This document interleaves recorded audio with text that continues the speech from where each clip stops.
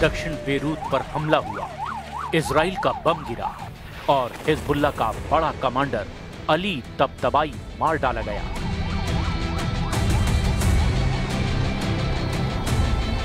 हमले से पहले आसमान में जेट विमानों की गड़गड़ाहट और फिर कुछ सेकंड बाद यहां हुआ जोरदार धमाका।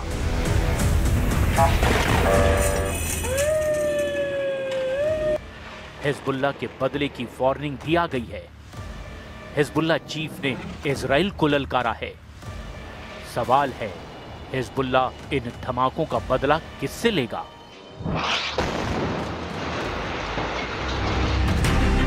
क्या तबतबाई पर हुई एयर स्ट्राइक के बदले इजराइल के आर्मी चीफ को टारगेट बनाया जाएगा?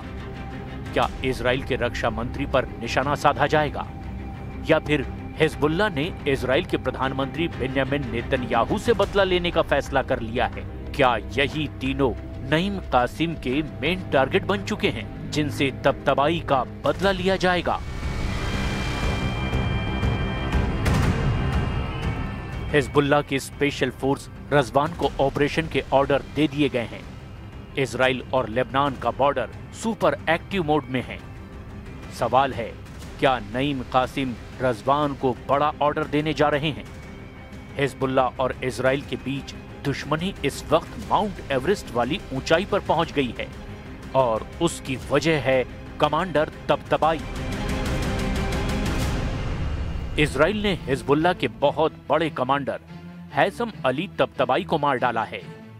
हैसम अली तबतबाई ने ही हिजबुल्लाह की रज़वान कमांडो फोर्स तैयार की थी। रज़वान कमांडो फोर्स हिजबुल्लाह की सबसे खतरनाक फोर्स मानी जाती है।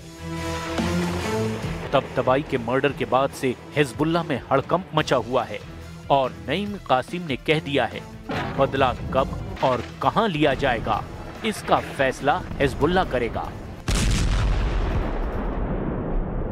في مواجهة استشهاد الشهيد السيد أبو علي رضوان الله تعالى عليه وإخوانه، هذا اعتداء سافر وجريمة। लेबनान की राजधानी बेरूत का ड्रोन वीडियो देखिए। ये वो जगह है जो अब भी नेतन्याहू के लिए सबसे बड़ा चैलेंज बनी हुई है। लेबनान की सेना और यहाँ की सरकार पर हिजबुल्लाह की फोर्स हावी है। यहाँ की सेना से ज्यादा मजबूत हिजबुल्लाह को माना जाता है और हिजबुल्लाह का भी कहना है कि लेबनान को इजराइल के पंजे से अगर कोई बचा सकता है तो वो हिजबुल्लाह ही है।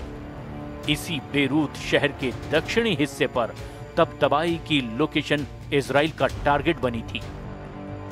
इस 10 मंजिला इमारत का हाल देखिए, चारों तरफ अफरा तफरी।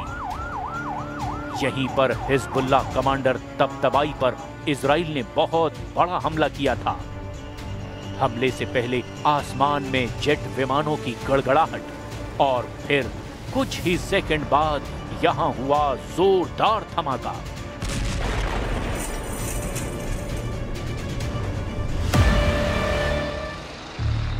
एक ड्रोन के थर्मल कैमरे से रिकॉर्ड की गई ये तस्वीरें देखिए। इजराइल ने ये वीडियो जारी किया है, बताया है कि कैसे उस अड्डे को उड़ाया गया जहां पर कमांडर तबतबाई के मौजूद होने की सीक्रेट जानकारी मिली। तबतबाई को खत्म करने का फैसला नेतन्याहू ने बहुत जोश में लिया है, इसमें कोई शक नहीं। लेकिन इस हमले के बाद हिजबुल्लाह और इजराइल के बीच युद्ध शुरू होने में बस बाल भर का फासला बाकी रह गया है। بهذه الزيارة في هذه المرحلة المفصلية، وإن شاء الله تكون للحبر الأعظم المساهمة في تعميم السلام। हिजबुल्लाह और हमास की आड़ में इजराइल लगातार दक्षिण लेबनान पर बम बरसा रहा है, चाहे वो तायर हो या फिर सिदौन। फिलिस्तीन शरणार्थी कैंप इजराइल के टारगेट पर हैं। इजराइल का दावा है कि दक्षिण लेबनान में ऐसे टारगेट तबाह किए जा रहे हैं जहां इजराइल के खिलाफ साजिश हो रही है। צה"ל חיסל את עלי טבטבאי רמטכ"ל ארגון הטרור חיזבאללה. תבטאי הוא רב מרצחים. ידיו מגואלות בדם של ישראלים ואמריקנים רבים. ולא בכדי, ארצות הברית הציעה פרס כספי של $5 מיליון על הראש שלו. תבטאי שימש כמפקד בכיר בכוח רדואן, זה הכוח שהתכונן לכבוש את הגליל ולשחוט הרבה מאזרחינו. दक्षिण बेरूत में हुए नए हमले में हिजबुल्लाह के सबसे बड़े मिलिट्री कमांडर हैसम अली तबतबाई के अलावा 4 और डिप्टी कमांडर भी मार डाले गए। इसमें मुस्तफा ब्रू, रिफत हुसैन, इब्राहिम हुसैन और कासिम हुसैन बरजावी भी शामिल है। ये सभी लोग हैसम अली तबतबाई के साथ या आसपास ही मौजूद थे। 5 कमांडरों का एक हमले में मारा जाना हिजबुल्लाह के लिए बहुत बड़ा झटका माना जा रहा है। सीरिया में जुलानी की हुकूमत आने के बाद से हिजबुल्लाह कमजोर हुआ है, इसमें कोई शक नहीं। लेकिन इस एंटी इजराइल फोर्स को फिर से ताकतवर बनाने के लिए नईम कासिम ने लगातार कोशिश जारी रखी है।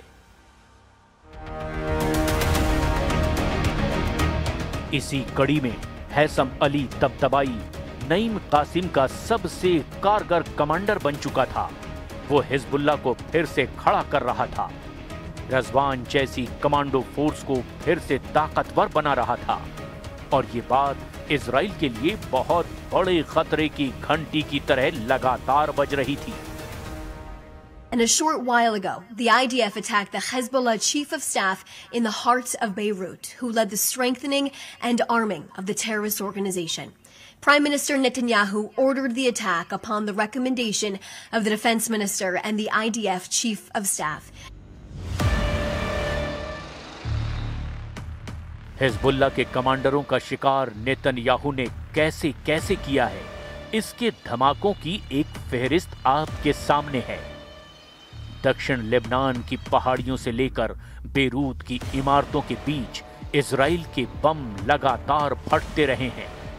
इजराइल ने नसरल्लाह से लेकर हिजबुल्लाह के हर कमांडर को मारकर ये बताया है कि लेबनान में उसकी इज्जत के बाहर कोई नहीं है। वो जब चाहे जिसे चाहे वहीं खत्म कर सकता है।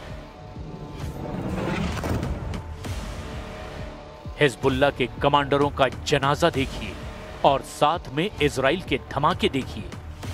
ये दोनों तस्वीरें बता रही है कि नेतन्याहू को ना गाजा में रोकना मुमकिन था, ना ही लेबनान में रोकना मुमकिन होगा।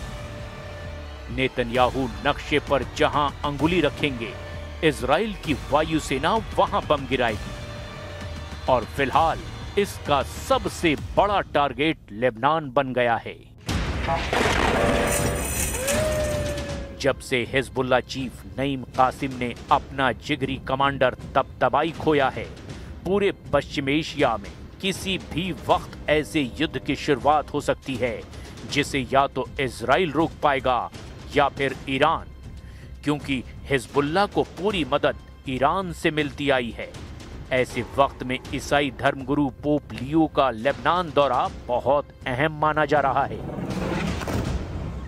المستضعفين إذا استمر العدوان على الحكومة التي تصدت أن تضع خطة للمواجهة وتستفيد من جيشها وشعبها بالإمكانات المختلفة. लेकिन नईम कासिम ने बदला लेने की बात जरूर कही है और इसीलिए इजराइल को डर है कि हिजबुल्लाह का अगला कदम क्या होगा।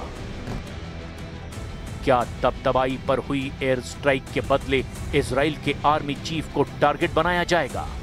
क्या इजराइल के रक्षा मंत्री पर निशाना साधा जाएगा? या फिर अब हिजबुल्लाह ने इजराइल के प्रधानमंत्री बेन्यामिन नेतन्याहू से बदला लेने का फैसला कर लिया है? क्या यही तीनों नईम कासिम के मेन टारगेट बन चुके हैं जिनसे तबतबाई का बदला लिया जाएगा?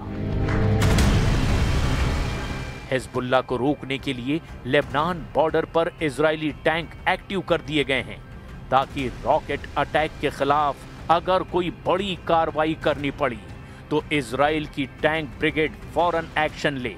हिजबुल्लाह के रॉकेट को लेकर बड़ा खतरा उत्तरी इजराइल में ज्यादा है क्योंकि यहां पर हिजबुल्लाह के छोटी दूरी के रॉकेट पहले भी कहर मचा चुके हैं। लेकिन हिजबुल्लाह के पास ऐसे रॉकेट और मिसाइलें भी हैं जो सीधे तेल अवीव को टारगेट कर सकती हैं।